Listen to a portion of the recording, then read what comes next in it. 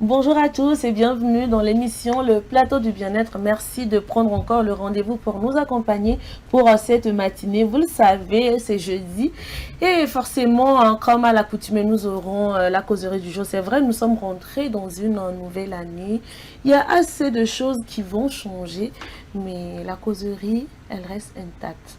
Et puis également aujourd'hui nous aurons des invités dans cette émission, des invités qui viendront nous parler de l'hygiène bucco-dentaire. On a eu le temps de bien manger hier, de bien boire. Aujourd'hui on parle santé. En tout cas, bienvenue à vous, installez-vous confortablement. Ça démarre tout de suite, mais permettez-moi tout de même de dire bonjour à mes chroniqueurs du jour. Alors Ezekiel et Jacques, bonjour. Bonjour. Bonjour Blondine. Ça c'est quel bonjour ça? Le bonjour même me dépasse. Vous avez trop fêté. C'est un bonjour après les fêtes. Ah oui, ça se voit. Tous les jours ne sont pas dimanche. C'est un bonjour après les fêtes. Non, pardon, mettez un peu de vivacité dans le truc pour moi. Non, attends, ne soyez pas trop nonchalant. Attends, on va monter crescendo, c'est parce que bon. Non, je vous connais. La causerie va vous réchauffer tout à l'heure. Dieu n'a qu'à faire. Alors, comment s'est passée votre journée d'hier?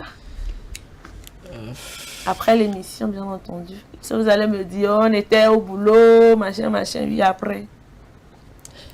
Pratiquement, est-ce qu'on a encore de vie Non, vous ne voulez pas partager avec les téléspectateurs. Moi, personnellement, c'était plus, le passage du 31 au premier, hein, c'était plus dans la soirée, enfin dans la nuit, on peut dire c'est plutôt dans la nuit. Dans la journée, c'était plutôt tranquille. Petite sortie l'après-midi, mais rien d'extraordinaire. Hein. Vous savez, quand vous devez venir ici comme ça aujourd'hui, il faut aller avec modération. Si je comprends bien, tu attends impatiemment le week-end. Ah, mon frère, moi-même, je ne vais pas te mentir. J'attends vivement le week-end parce que faudrait qu'on vienne ici servir les téléspectateurs, donc il faudrait forcément y aller avec modération. Bah oui. Hier, c'était, c'était mercredi. Et puis voilà, si c'était le week-end là, on aurait pu en profiter au maximum. Mais bon, ce n'est pas grave. Comme Jacques le dit si bien, le week-end, toute frustration sera rendue. Alors Jacques, de ton côté ça a démarré un peu comme Ezekiel. C'est beaucoup plus la nuit du 31 au premier, j'ai beaucoup plus senti la fête. On était à fond. Hier on était là, et puis juste après l'émission il fallait rester pour le JT et tout ça. Ah vraiment, pour Jacques hier, pour Jacques hier, oh Yako. C'est les risques du métier. Hein. C'est ça. Le danger c'est que les femmes ne comprennent pas ça. Ah, donc Alice n'a pas compris. Pourquoi tu étais au boulot hier toute la journée? C'est une explication. Il faudrait à un moment donné que les gens comprennent le métier des autres. Parce que parfois quand tu expliques aux gens, même à tes proches ou à certaines personnes qui te sont beaucoup plus chères, que tu seras occupé pour les raisons de service et tu as des sorties, tu as certaines gens qui se disent vous aussi, c'est quoi, c'est quel travail même. C'est comme hier, une personne me dit c'est vous qui avez travaillé le Togo. Et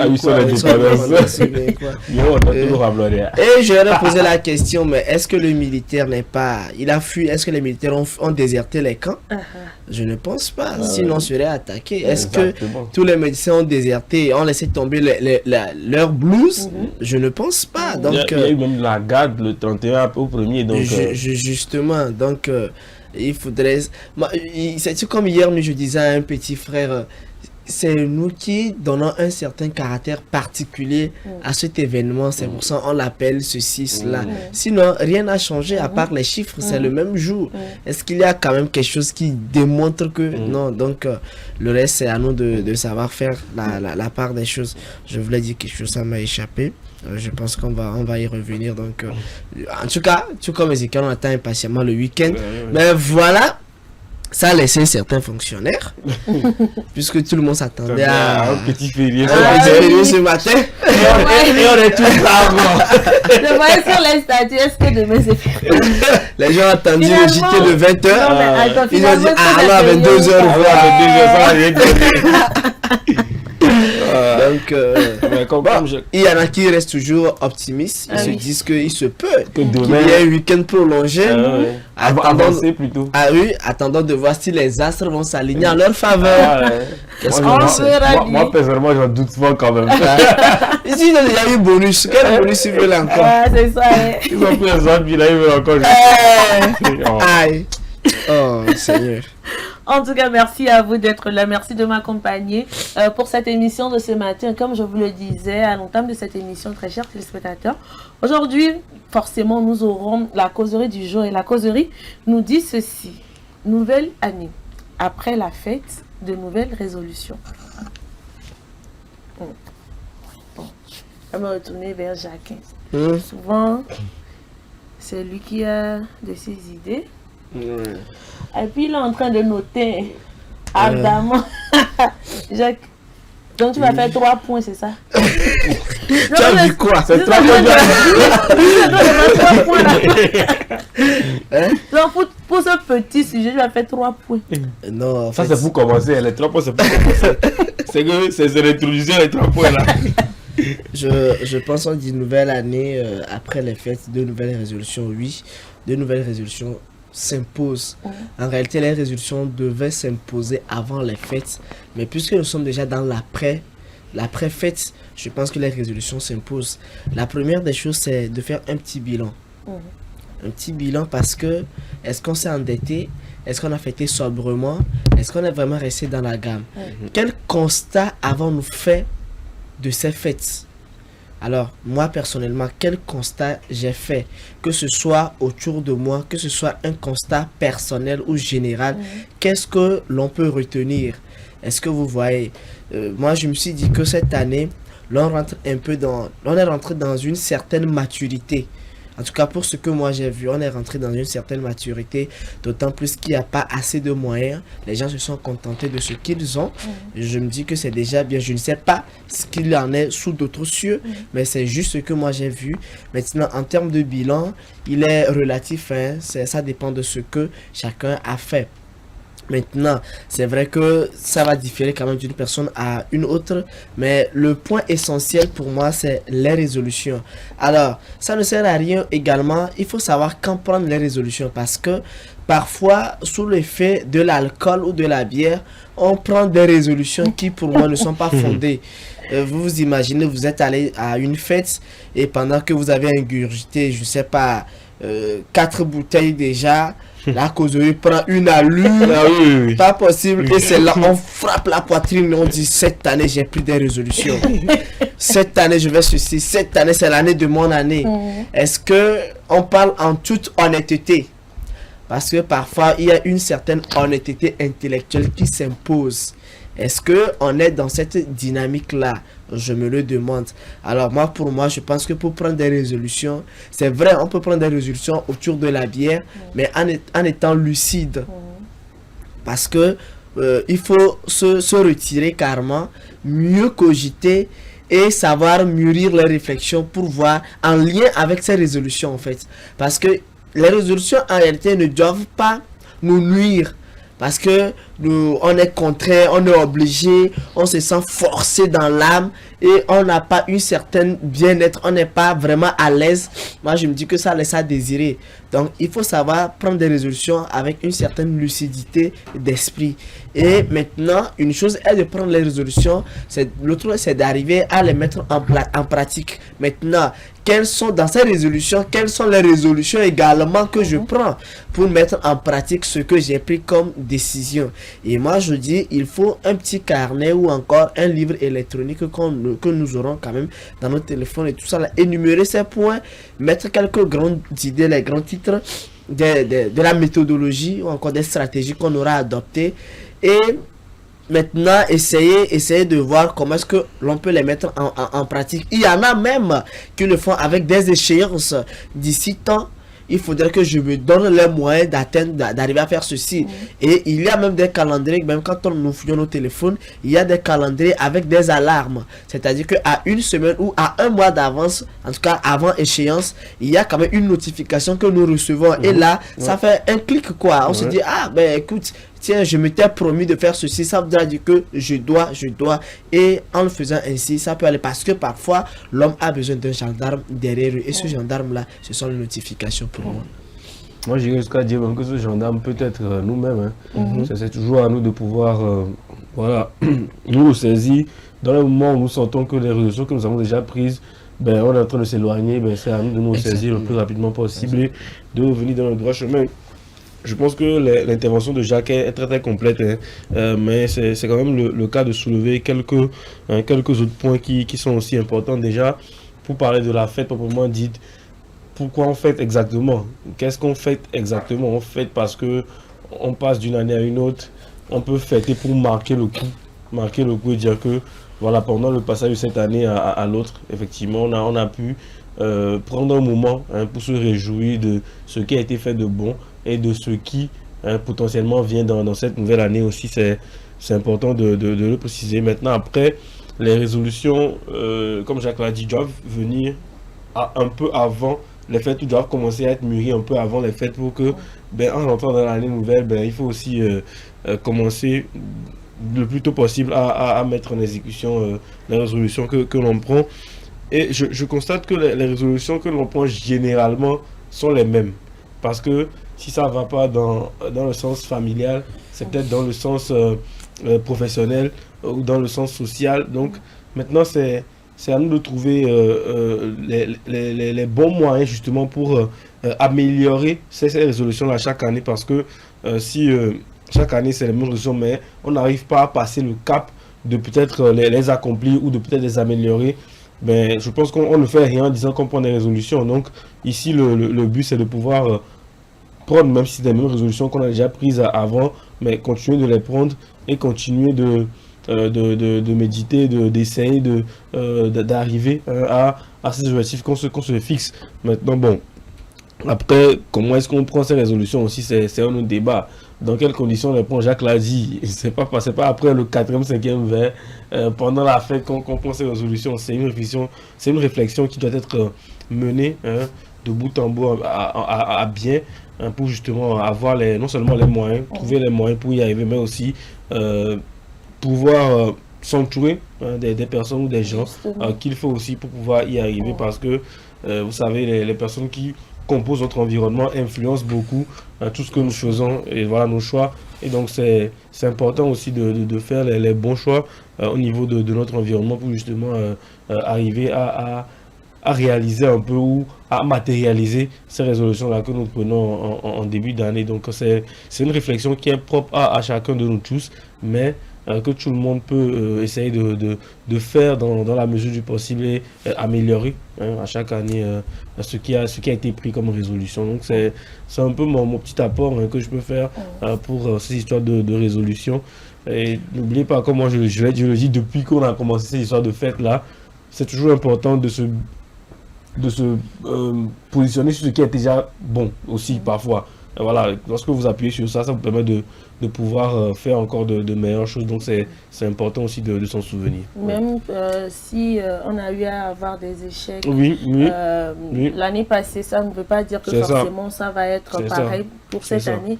Donc on peut justement se baser sur les conséquences de nos actes. Comme je le dis, il y a des échecs qui sont utiles. Des échecs qui sont utiles. Donc, justement, c'est très important. Blandine, je voudrais ajouter quelque chose. Il faudrait qu'on arrive à apprendre aussi que trop de résolutions tuent. Souvent, on est trop dans l'excès. Parfois, on énumère certains points. Tu te poses la question, mais tiens, est-ce que la personne, tout ce qu'elle énumère là, c'est vraiment réfléchi? Non, moi je dis ça ne sert à rien. Pour un départ, prenons 2-3 résolutions, 3 idées. Si on arrive à les parfaire, d'autres vont venir à coup sûr. Ça ne sert à rien de numérer assez de choses qu'on ne pourra même pas embrasser. Jacques, si tu peux même peut-être on peut prendre 3 résolutions mais en venir à bout à 6 mois après 6 mois de l'année, et personne ne nous empêche d'en prendre d'autres. Parce que c'est pas forcément, le passage d'une année à une autre, qu'on est obligé de prendre des résolutions. Donc, ce que Jacques dit prend tout son sens. Comment le Dieu ne poursuit pas de lire à la fois. C'est ça. À la fois. Et je me dis maintenant, par rapport aux résolutions prises, c'est quoi l'intérêt? Qu'est-ce qu'on vise? Est-ce que ces résolutions-là sont fondées? Il faudrait tenir compte de tout cela et voir c'est quoi la priorité, c'est quoi l'urgence. Exactement. Et il faut faire la classification en tenant compte de ces aspects. Et l'autre chose aussi, c'est de se confier à quelqu'un. Une personne qui sera en quelque sorte notre guide. Et parce que à un moment donné, les paroles de ces personnes-là vont nous aider. Parfois, même dans les discussions, quelque chose va sortir de là. Et mais tiens, tu vas te dire, mais c'est comme cette parole-là, c'est à moi les adresser. Hein. Je peux quand même puiser quelque chose de ce qu'elle vient de dire parce que peut-être on était à court d'idées dans la matérialisation de ces résolutions-là. Et puis voilà, ça vient débloquer la situation comme cela. Donc il nous faut forcément avoir quelqu'un, en tout cas comme une personne à qui se confier. Un mentor, voilà, dans l'accomplissement, en tout cas dans notre cheminement. Bien choisir son mentor aussi. Est aussi important. Et une autodiscipline s'impose parce que s'il n'y a pas une certaine discipline, on ne pourra pas. On va fléchir quand même, en tout cas on va faiblir. Et pour finir, je voudrais quand même qu'on commence par cet exercice-là. Et c'est quoi cet exercice? C'est de nous demander à avoir chaque jour un agenda. L'agenda journalier. Alors quand je me réveille, je me dis, bon, pour cette journée, j'aurai à faire ci et ça. Juste 2 choses. Et je m'attelle, je me donne les moyens quand même d'arriver à faire ce que je me suis promis de faire pour cette journée. Parce que tout part de là. Si on arrive à réaliser nos objectifs quotidiens, cela voudra quand même dire qu'on peut tenir à nos engagements, respecter nos promesses ou encore les résolutions que nous prenons, nos projets et tout ça. Mais si quotidiennement, en tout cas journalièrement, on n'arrive pas à faire ce qu'on s'est promis de faire, là il y aura un sérieux problème d'arriver à faire de grandes choses. C'est très important. C'est très important. Il faut toujours partir du plus petit pour aller vers le plus grand. Et le soir, vous pourrez facilement faire un petit bilan de la journée. Même si vous commencez avec le plus petit et que vous n'arrivez pas à atteindre forcément votre objectif de la journée, ne vous découragez pas en fait. Ne vous découragez pas. C'est très important d'être focus en fait, de savoir où on va, de vouloir ardemment la chose, de se donner les moyens. Et puis, on va y arriver. Les échecs sont toujours là pour nous former en fait. Pour les personnes là qui se sont découragées parce que voilà 2024 n'a pas été l'une des meilleures années de leur vie, parce que voilà ces personnes n'ont pas pu atteindre leurs objectifs. Ne perdez pas espoir, redoublez d'efforts. C'est sûr qu'en 2025, vous y arriverez parce que vous avez forcément eu à apprendre de vos erreurs l'an passé et cela vous permettra de prendre de nouvelles résolutions, de pouvoir avancer et atteindre ces objectifs-là que vous vous êtes fixés. En tout cas, ce n'est pas facile. Courage et encore courage. Ezekiel, tu voulais... Non, je voulais juste dire parce que ce que Jacques a dit est très important. Je ne sais plus qui l'a dit, mais quelqu'un a dit quelque chose de très important que j'ai retenu une fois, c'est que les grands objectifs sont toujours faits de petits plans. Et donc suivre aussi ce conseil que Jacques a donné permet de petit à petit arriver à quelque chose de grand auquel on aspire.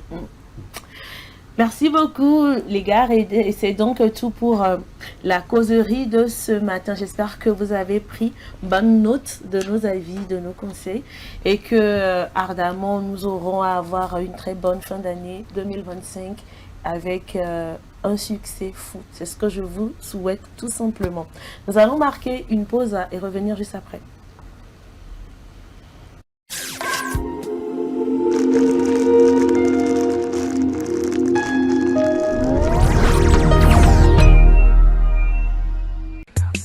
L'amour, c'est des hauts, c'est des bas. Et quand la femme dit non, c'est vraiment non. Mais rien ne vaut un petit cadeau pour raviver la flamme de l'amour. La femme se fait belle et sensuelle pour votre plaisir.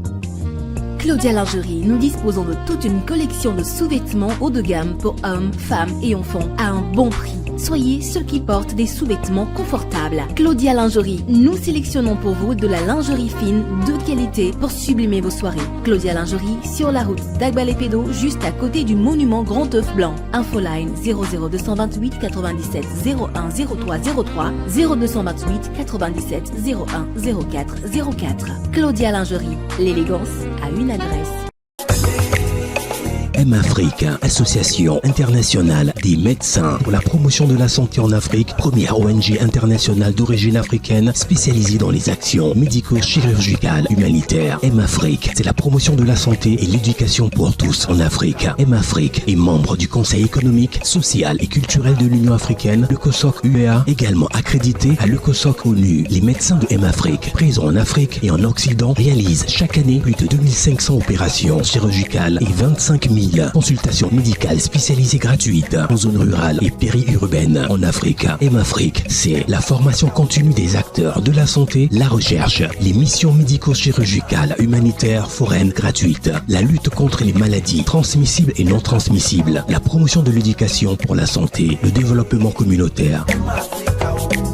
M-Afrique, une nouvelle vision de la solidarité africaine. M-Afrique, c'est amener l'hôpital vers les populations rurales et vulnérables. Le 34e numéro de Dagon Magazine fait honneur à Dagan Dadede Teresia Massonia Hunlede, une des reines incontestées du journal parlé au Togo. La rubrique santé de ce numéro de Dagon Magazine nous parle de la variole du singe ou Mpox, ses modes de transmission, ses symptômes et sa prévention. La rubrique bien-être de son côté attire vivement notre attention sur les conséquences cachées des boissons alcoolisées. Dagan, c'est aussi plein d'autres rubriques pour prendre soin de notre santé. Dagan Magazine, le magazine de la femme togolaise pour la femme. Téléphone plus 228 70 86 44 44 70 26 60 60 Lomé, Togo.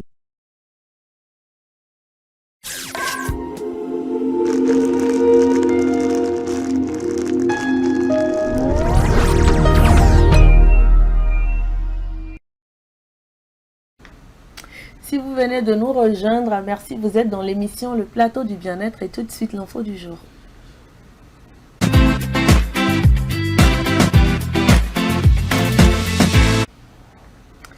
La capitale du Soudan, Khartoum, a reçu de l'aide des Nations Unies. Il s'agit de la première livraison d'aide internationale depuis que la guerre a éclaté en 2023. Nos confrères de VOA Afrique nous donnent les précisions. L'aide humanitaire des Nations Unies a été déchargée de camions à Khartoum ce week-end. Une première depuis le début de la guerre. D'autres régions du pays ont pu bénéficier d'appui humanitaire. Cette première aide a été livrée à un hôpital de Khartoum selon l'organisation humanitaire locale Khartoum State Emergency Response Room. La livraison est intervenue après qu'un observatoire mondial de la faim a récemment signalé que la famine s'était étendue au Soudan. Le comité d'examen de la famine de la classification intégrée des phases alimentaires a estimé qu'environ 24,6 millions de personnes, soit près de la moitié des Soudanais, avaient besoin d'une aide alimentaire d'urgence jusqu'en mai, ce qui représente une forte hausse par rapport aux 21 millions de personnes initialement prévues en juin pour la période allant d'octobre à février. Le Soudan est déchiré par 20 mois de combat entre l'armée dirigée par le général Abdel Fattah al-Burhan et les paramilitaires des forces de soutien rapide FSR de son ex-adjoint, le général Mohamed Hamdan Daglo. L'envoyé au Soudan de l'IGAD, bloc de l'Afrique de l'Est, a annoncé lundi prévoir une visite en janvier dans le pays, un an après que le gouvernement loyal de l'armée a gelé ses relations avec cette organisation. L'IGAD, parallèle aux États-Unis et à l'Arabie Saoudite, a tenté en vain à plusieurs reprises de servir de médiateur entre les deux généraux. L'aide humanitaire des Nations Unies. Voilà, c'était donc tout pour l'info du jour. Nous allons encore marquer une pause et juste derrière recevoir nos invités du jour. À tout de suite. Émission en compagnie de nos invités du jour, Monsieur Elam Yao Agbetoglo. Il est président de l'association des étudiants en odontostomatologie du Togo, également accompagné de Madame Koufedi, j'espère, Gracia Ebef EB. Oui, c'est ça. EB. Oui. Ok. Étudiante en master d'odontostomatologie et membre actif de Laos Togo.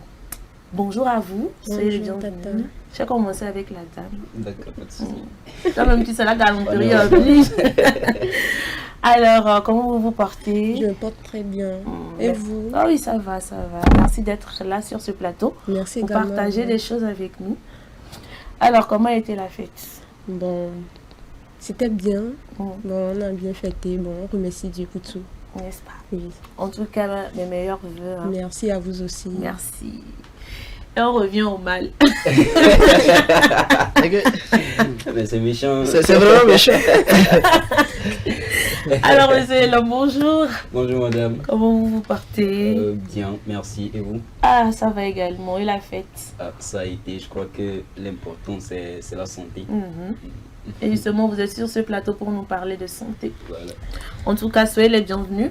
Merci. Avec, très chers téléspectateurs, nous allons parler de l'hygiène bucco-dentaire, bonnes pratiques et conseils. Jacques. Je pense que c'est important parce que, comme tu l'as dit à l'introduction, après les fêtes, il y a beaucoup de choses à l'intérieur. Parfois, même au lendemain, difficilement, on arrive à dire bonjour à sa femme ou encore à son mari ou encore même aux voisins ou à ceux avec qui on partage la cour. Donc, je pense que c'est important d'en parler. Hein. Et justement, c'est quoi nous mettons dans l'hygiène bucco-dentaire? D'accord, merci pour la question. Alors, quand nous parlons d'hygiène bucco-dentaire, nous voulons parler de tout ce qui peut contribuer à maintenir les dents ou tout ce qu'il y a dans la cavité buccale en bonne santé. Voilà. Donc, qui parle de l'hygiène bucco-dentaire veut parler de bonnes techniques de brossage des dents, veut parler de l'alimentation, veut parler aussi de la visite systématique chez le chirurgien dentiste. Voilà. Parlant de la visite, c'est vrai, aujourd'hui, un peu de personnes arrivent à se prêter à cet exercice-là. Je pense qu'il est important et on a parlé également du brossage. En tout cas, un point sur lequel je voudrais quand même revenir. Parlez-nous un peu des techniques de brossage parce que parfois on se sent un peu perdu. Il y en a qui disent il faut commencer du haut vers le bas.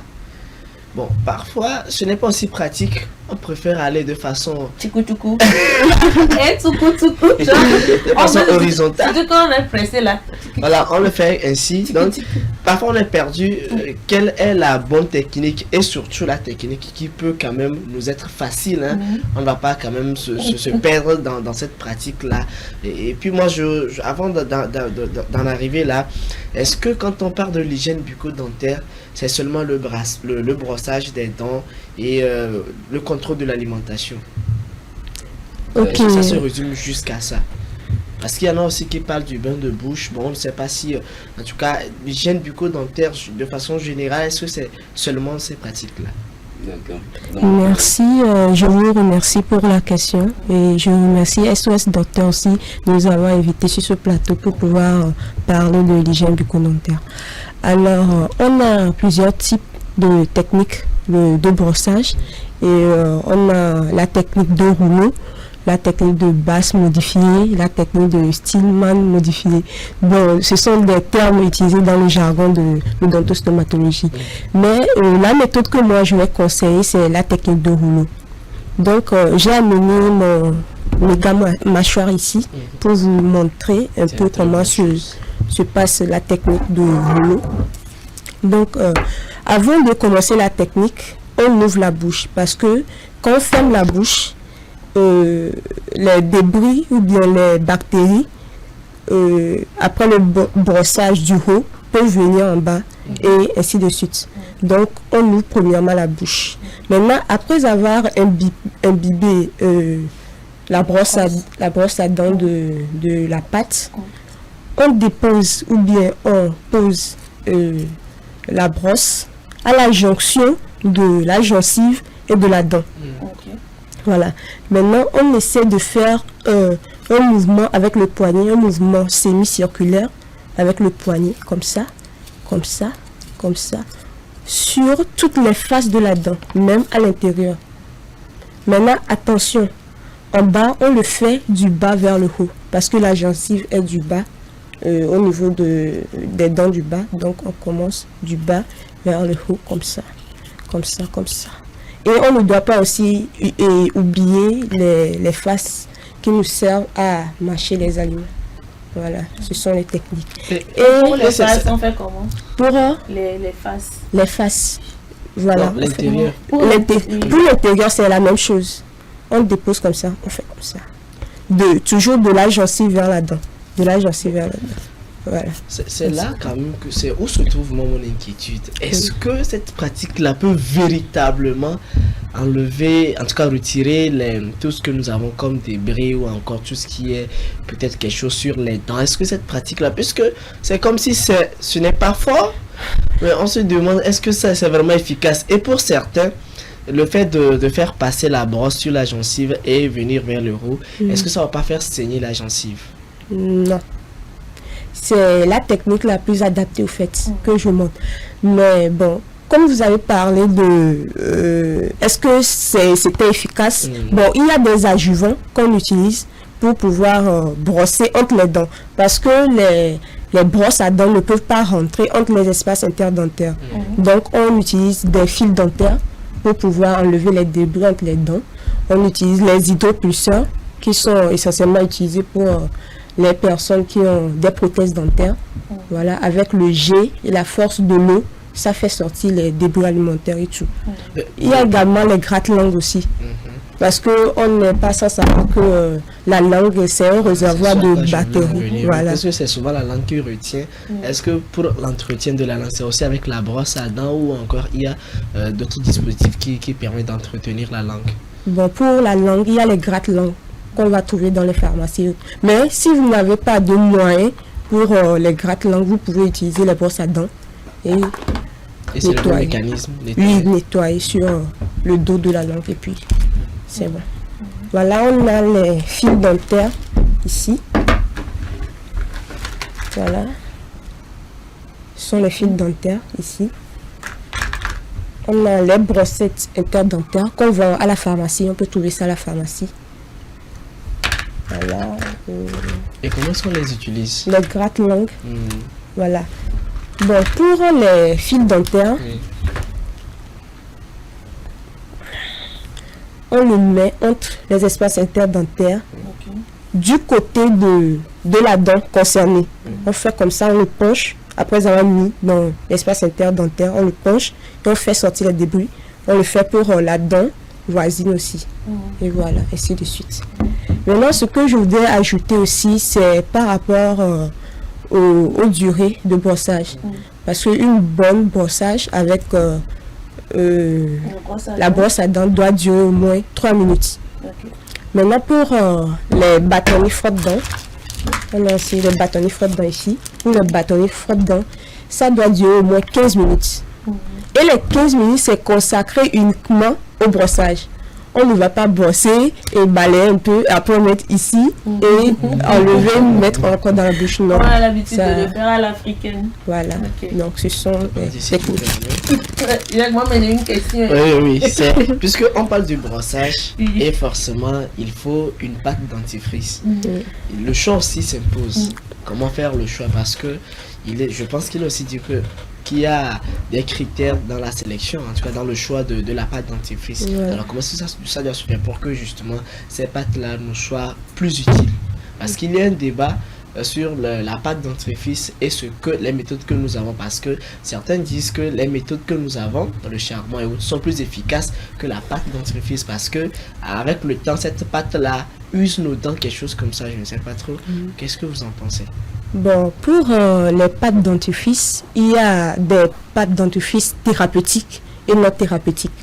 Bon, les thérapeutiques sont prescrites par les chirurgiens dentistes eux-mêmes pour le traitement des maladies dentaires, carieuses et tout. Maintenant, les pâtes dentifrice non thérapeutiques, on peut les trouver à la pharmacie, dans les supermarchés ou autres. Donc, ce qu'on doit voir avant de choisir les pâtes dentifrice, c'est quoi? On doit voir la teneur en fluor. Parce que c'est très important. Le fluor, c'est un sel minéraux, voilà, qui participe à la réminéralisation de la dent. Donc, c'est très important de vérifier ça. Et pour les enfants, c'est de 250 à 1000 ppm. Voilà, selon l'âge. Et pour les adultes, c'est de 1000 à 1450 ppm. Donc, c'est ce qu'on doit vérifier avant de... On parle toujours de brossage. J'aimerais savoir à quelle fréquence est-ce qu'on peut se brosser les dents et pourquoi est-ce qu'il est important de respecter cette routine quand même. D'accord, merci beaucoup pour la question. Avant de revenir sur cette question, j'aimerais faire quelques ajouts. Tout à l'heure, vous avez demandé à savoir si la brosse à dents ne ferait pas saigner la gencive. Voilà, donc justement, on recommande des brosses à dents à poils souples. Voilà, donc que les poils ne soient pas durs. Voilà, à poils souples. Donc comme ça, mais toi, ça ne va pas... C'est trop souple. On dit que c'est pas bon et que... Non, c'est ça qui est recommandé. D'accord. Parce que quand les poils sont durs, ça va forcément faire saigner la gencive. Voilà.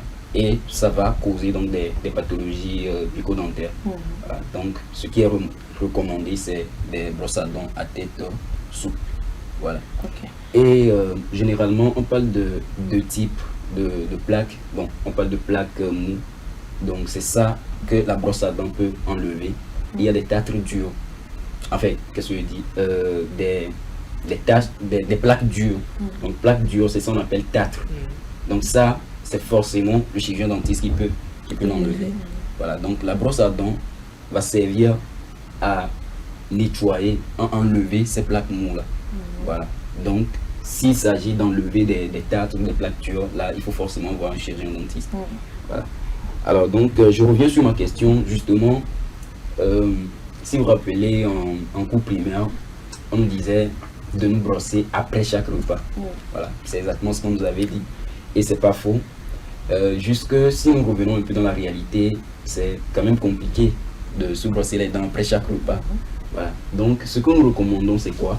C'est de se brosser le matin après son petit déjeuner et le soir avant de dormir, avant de se coucher. Voilà. Donc, forcément, le soir avant de se coucher, donc bien évidemment après le dîner, et le matin après le petit déjeuner. Donc voilà, au moins 2 fois. Au moins 2 fois par jour. Au moins 2 fois. Voilà. Donc c'est vraiment important de garder cette routine là parce que ça va justement éviter ou bien prévenir éventuellement des caries. Je vous explique un peu le processus. Quand nous prenons quelqu'un qui a mangé le soir avant de dormir, et ne s'est pas brossé les dents. Voilà, cette personne-là, il y a des bactéries qui sont présentes dans la bouche et qui vont convertir, bien qui vont transformer les sucres ou le sucre présent dans la bouche en acide. Et ces acides-là vont attaquer l'émail, donc la partie blanche que nous voyons en bouche. Ces acides-là vont attaquer l'émail et dans le jargon, disons, ça va créer des trous. Voilà, donc on parle de cavité carieuse. Voilà, donc ça va créer des trous et plus tard, c'est d'autres pathologies bucco-dentaires. Plus tard, c'est sur la santé globale. Voilà, donc il est important de garder cette routine-là, de bien se brosser les dents le matin après le petit déjeuner et le soir avant de se coucher. Voilà. J'espère que vous avez noté. Non, j'ai une inquiétude. Jacques, profite. Puisqu'on dit après chaque repas, c'est pas évident. Je suis d'accord. Maintenant, je donne un exemple, c'est pour avoir des astuces. À 9h, Monsieur Kojo qui se lève va rendre visite à la bonne dame à côté qui vend com. Il a pris, je sais pas moi, 3 boules de com ou 4 boules de com avec une colline d'oignon. Et le monsieur retourne bornement au boulot. Mais quand il t'adresse la parole, tu es obligé de fermer, de boucher tes narines là avant en tout cas, de lui prêter oreille attentive. Maintenant, dans ce cas, est-ce que monsieur Kojo doit retourner à la maison se brosser les dents ou qu'est-ce qu'il faut faire pour justement, voilà, pour la santé de sa bouche? D'accord. Merci beaucoup pour la question. Disons que après chaque repas, idéalement, quand nous ne pouvons pas nous brosser les dents, on peut juste utiliser de l'eau pour nous rincer la bouche. Voilà, idéalement. Maintenant, la question qui va se poser, dans le cas de monsieur Cordoue en question qui justement a pris de l'oignon et tout ça, ça sera pas difficile d'enlever cette mauvaise haleine là juste via de l'eau. Voilà. Donc il y a des comment on les appelle des bains de bouche, des bains de usage bouche, quotidien. voilà, des bains de bouche. Et puis il y a également des sprays. Voilà, il y a des sprays qu'on utilise. Voilà. Mais que ce soit à recommandation d'un chirurgien dentiste. Voilà. Donc vous pouvez trouver ça à la pharmacie. Donc il y a des sprays qu'on utilise ou des bains de bouche. Voilà. Est-ce que le chewing-gum aussi peut aider, non? Ou bien c'est pas aussi efficace? Le chewing-gum. Voilà, justement, donc tout à l'heure, on vous parlera de l'alimentation. Et bien, justement, moi je voulais en venir parce qu'on dit souvent que des fois ce qu'on consomme aussi contribue à ce qu'on ait une mauvaise haleine. Alors par rapport à l'alimentation, comment est-ce qu'elle influence notre hygiène bucco-dentaire? Ok, merci pour la question. Bon, je dirais que l'alimentation influence de façon positive et négative à la fois. Donc, quand on prend l'aspect négatif, c'est que quoi? L'alimentation trop sucrée avec l'alimentation de collante, des aliments collants comme les toffees, les nougats, tout ça là, tout ce qu'on consomme là, c'est un peu... je sais pas comment dire. C'est néfaste. Voilà, c'est néfaste à la cavité buccale ou bien voilà. Il y a les alimentations trop acides aussi. Voilà, ça abîme les dents. Souvent, ça donne la sensibilité aux dents. Voilà. Et on a également les addictions. Par exemple, le couple alcool-tabac, surtout le tabac qui contient une substance appelée nicotine, qui est très néfaste aux dents, qui peut conduire à des pathologies comme la parodontite dans notre cas. Voilà. Il y a aussi les grignotages fréquents. Voilà. Au cours de la journée, on grignote, tout ça là. Ce sont des habitudes à laisser. Il y a également l'utilisation des pics-dents après le repas, entre les espaces interdentaires. Tout ça là, sont des habitudes. C'est devenu une mode. Hein? Oui, non. Même quand tu prends du poisson, après, tu te dis, il y a un peu qui est resté, il faut que je prenne mon cure-dent pour retirer ça. Mon pic-dent, pardon, pour retirer. Donc c'est très mauvais. C'est très mauvais. Dans ces cas, il faut utiliser les fils dentaires. Voilà. Mais est-ce que les fils dentaires se vendent quand même en pharmacie sans ordonnance? Oui, vous pouvez trouver. Okay. C'est uniquement les sprays et puis les bains de bouche qui doivent être sous recommandation médicale. Bon, les bains de bouche, par rapport aux bains de bouche thérapeutiques, c'est eux que le chirurgien dentiste prescrit. Mais les bains de bouche à usage quotidien, voilà, vous pouvez trouver dans les supermarchés. Ce sont des rince-bouche au fait. Donc, voilà. Maintenant, l'aspect négatif, l'aspect positif plutôt, la consommation de l'eau. Quand vous prenez de l'eau, ça peut nettoyer la cavité buccale. Donc, l'usage aussi de l'alimentation riche en calcium, tout ça là, ça renforce les dents. Et également aussi les fruits. Parce que l'OMS recommande de prendre au moins un fruit par jour. Donc, tout ça là renforce les dents. Voilà. Intéressant. Puisque nous parlons de l'hygiène bucco-dentaire, le dentiste se voit directement concerné aussi. Et en tout cas, les professionnels de la santé nous diront qu'il est important de rendre visite à son dentiste au moins, je ne sais pas moi, combien de fois dans l'année. On a les personnes mieux indiquées avec nous. Quand on se rend en Europe, par exemple, je sais que là-bas, les gens ont cette habitude-là de se rendre, en tout cas, d'aller visiter leur dentiste très souvent. Mais ici, on n'a pas vraiment les moyens. On se dit, je n'ai pas les moyens, on n'a pas assez d'argent, est-ce que c'est pas cher? Même quand on a une mal de dents. Oui, difficilement. Un mal de dents, pardon, on se dit non. Faut que je prenne juste un truc pour calmer ça. Pour calmer ça, hein. Et puis ça va aller. Bon, est-ce que chez nous aussi, il y a une fréquence une fréquence qui pourrait permettre à une simple personne de pouvoir quand même se rendre chez son dentiste, parce que on sait que la consultation, ce n'est pas aussi ça, n'est-ce pas? Tout à fait.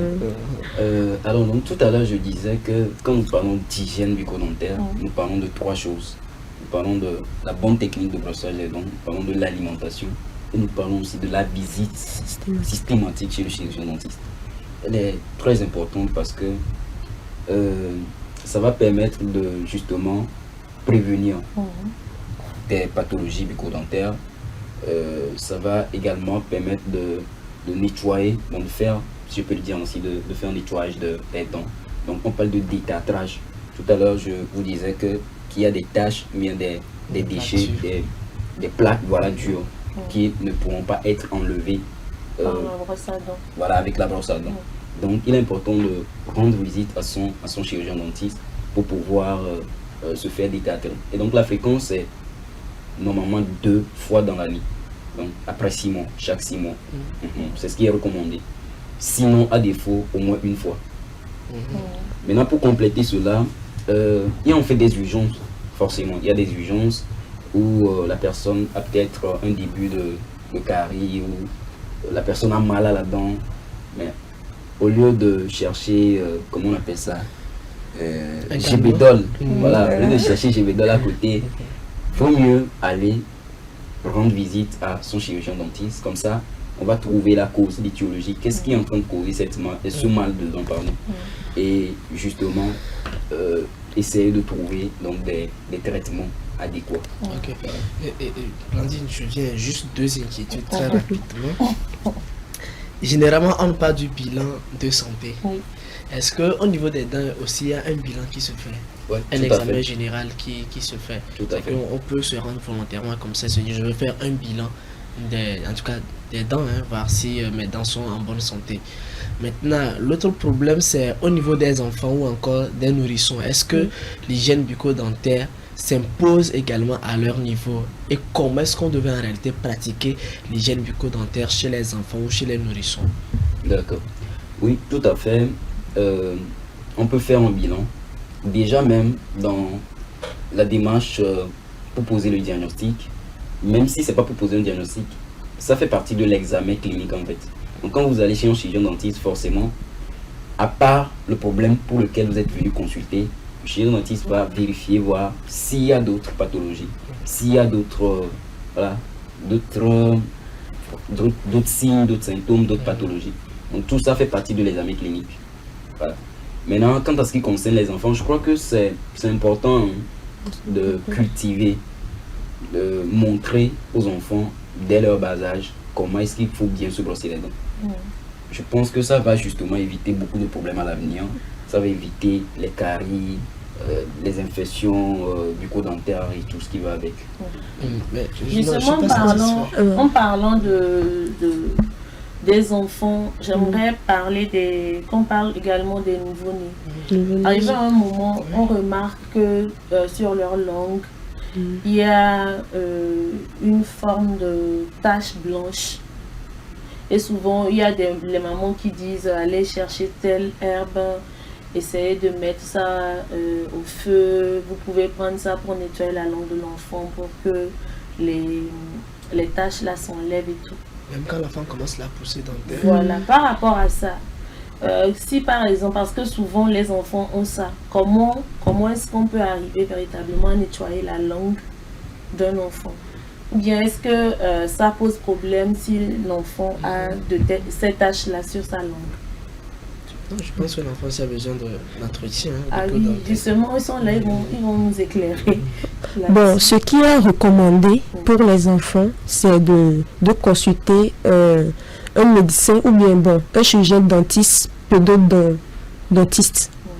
Parce que pour les enfants, on peut prescrire des gels qui peuvent faire partie tous ces dépôts et tout. Maintenant, pour le brossage des dents des enfants, on peut utiliser juste une compresse pour nettoyer les dents. C'est ce qu'on fait généralement. Donc, c'est ça. Enfants de quel âge déjà? Les nourrissons qui commencent par pousser les dents déjà. Voilà, donc en complément de réponse, disons que Il y a Bruno Donatini qui disait que notre bouche, c'est un peu comme un miroir de la santé générale. Donc c'est pour dire que dans la bouche, on peut déjà, à travers de ces tâches-là, ou de certaines plaies, remarquer des pathologies d'ordre général. Donc cet âge-là peut peut-être simplement être dû au fait qu'il y ait éruption dentaire. Voilà. Donc chez l'enfant. Donc c'est pour dire que dès qu'il y a un souci, ce qui est bon à faire, c'est de consulter un chirurgien dentiste. Voilà. Ce que je voudrais comprendre, c'est que moi, Jacques, je suis Je suis maman gentille, par exemple, ou encore maman Fergie ou je ne sais quoi. J'allaite mon enfant toute la semaine. Et je constate que, en tout cas, l'enfant prend son bain quand même. Le corps est propre. J'allaite l'enfant, l'enfant mange. Mais on n'entretient pas la bouche de l'enfant. Qu'est-ce que moi, maman, je dois faire? Parce que toute la semaine, l'enfant mange. J'allaite l'enfant. Je prends soin de son corps. Comment est-ce que je peux prendre soin de sa bouche sans forcément aller à l'hôpital, revenir? Puisque l'enfant mange tout le temps, toute la journée, l'enfant mange. Il y a même des enfants qui, après avoir allaité, en tout cas font ressortir encore ce lait là sous d'autres formes. Voilà, des choses bizarres que les femmes nettoient très souvent. Elles en savent quelque chose. Et comment est-ce que cette maman là, peut-être que c'est son premier geste, hein, elle ne sait pas comment s'y prendre, comment est-ce que cette maman là peut entretenir la bouche de son enfant? Parce que ça ne sert à rien que l'enfant soit propre. En tout cas, son corps soit propre, mais à l'intérieur, parfois, même quand l'enfant ouvre la bouche, peut-être, il se peut même que quelque chose se dégage. Qu'est-ce que j'en sais? C'est possible. D'accord. Donc, je crois que tout ça rentre dans l'hygiène bucco-dentaire. En fait, quand nous parlons d'hygiène bucco-dentaire, ça ne s'applique pas seulement aux personnes âgées ou aux adultes. Voilà. Je crois que ça s'applique également aux enfants. Donc, par exemple, côté alimentation, éviter tout ce qui est chocolat, tout ce qui est aliments collants, côté brossage, bien se brosser les dents à l'enfant, et puis apprendre à l'enfant comment bien se brosser les dents. Et si c'est un bébé? Bah, si c'est un bébé, il n'y a pas encore toutes les dents, mais les dents qu'il y a quand même, il faut les brosser. Et il y a des brosses à dents adéquates, ou bien des brosses à dents qualifiées pour cela également. Voilà. Ok, je le disais quand même à l'entame de cette émission que vous êtes des étudiants en odontostomatologie du Togo. Alors, comment est-ce que vous contribuez à sensibiliser la population sur l'hygiène bucco-dentaire? D'accord, merci beaucoup pour la question. Eh bien, l'AEOS Togo, c'est une association naissante. Donc, pour dire que déjà, généralement dans les facultés des sciences de la santé, il y a 3 filières. Il y a la médecine générale, la médecine, la pharmacie et puis il y a l'odontostomatologie.